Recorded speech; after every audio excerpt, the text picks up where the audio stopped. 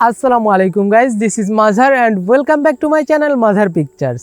Guys, আজকের ভিডিওতে আমরা করব এই ধরনের night photo retouching with Adobe Lightroom.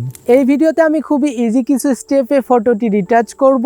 তো আপনি যদি লাইটরুমে নতুন হয়ে থাকেন তারপরেও এই ধরনের রিটাচিং খুব সহজেই করতে পারবেন। বুঝতেই পারছেন ভিডিওটি খুবই ইন্টারেস্টিং হতে চলেছে। ফটোফট ভিডিওটিতে একটা লাইক করে দিন। চ্যানেলে নতুন হয়ে থাকলে এখনই সাবস্ক্রাইব করে দিন। Without wasting any more time, let's get started. Alright guys, editing এর জন্য আমি এই ফটোটি ব্যবহার করব।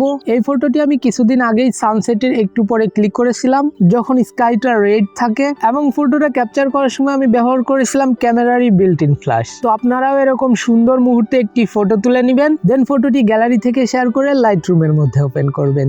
ওয়েল, লাইটরুমে এসে ফার্স্ট স্টেপেই আমাদের ফটোর বেসিক লাইট কারেকশন করতে হবে। তার জন্য আমরা এখানে ক্লিক করব।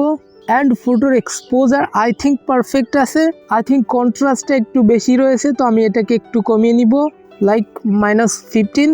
অ্যান্ড হাইলাইটটাও আমি একটু কমাবো, -13।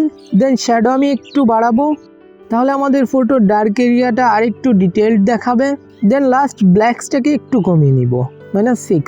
এরপরে নেক্সট স্টেপ আমরা চলে আসবো কালার সেকশানে। এখান থেকে জাস্ট টেম্পারেচারটা একটু বাড়িয়ে দিব, লাইক 8। অ্যান্ড ভাইব্রেন্স বাড়াবো, দ্যাটস ইট। দেন আমরা চলে যাব কালার মিক্সে। যেহেতু আমাদের ফটোতে রেড অ্যান্ড অরেঞ্জ কালারটাই বেশি রয়েছে, তো অন্যান্য কালার আমাদের বেশি কিছু করতে হবে না। তো ফার্স্টে আমি রেডের হিউটা একটু অরেঞ্জিশ করে দিব, লাইক 11। অ্যান্ড এটার স্যাচুরেশনটা আমি একটু বাড়াবো, 29। অ্যান্ড লিমিনেন্সটা একটু বাড়িয়ে দিব, 16। দেন অরেঞ্জ, এটাকেও আমি একটু ইয়েলো এর সাইডে রাখবো, লাইক 6। অ্যান্ড স্যাচুরেশনটা সামান্য একটু কমিয়ে নিব। দেন লিমিনেন্সটাও একটু বাড়িয়ে দিব, যেন আমাদের স্কিন টোনটা একটু সুন্দর লাগে।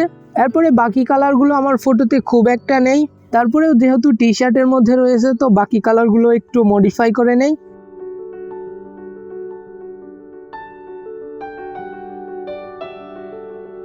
হয়ে গেলে আমরা ডান করে দিব। নেক্সট আমরা চলে আসবো কালার গ্রেডিং এ। এখান থেকে ফার্স্টে আমরা শ্যাডোতে ব্লু টোনটা অ্যাপ্লাই করে দিব।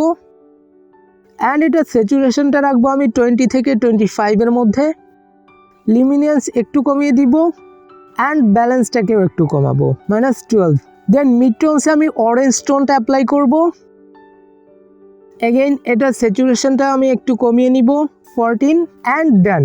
এরপরে next and very important step, আমরা এখানে এসে কার্ভস ওপেন করব। দেন হোয়াইটটাকে চুজ করে আমরা উপরে, নিচে এবং মাঝে 3টা পয়েন্ট দিয়ে দিব। অ্যান্ড নিচে থেকে এটাকে ধরে একটু আপ করে দিব, তাহলে আমাদের ফটোটা অনেক সুন্দর ড্রিমি লাগবে। যদি কন্ট্রাস্টটা অনেক বেশি লো হয়ে যায় তাহলে এখানে আরেকটা পয়েন্ট দিতে পারি। এখন এটাকে আরেকটু উপরে করে দিব।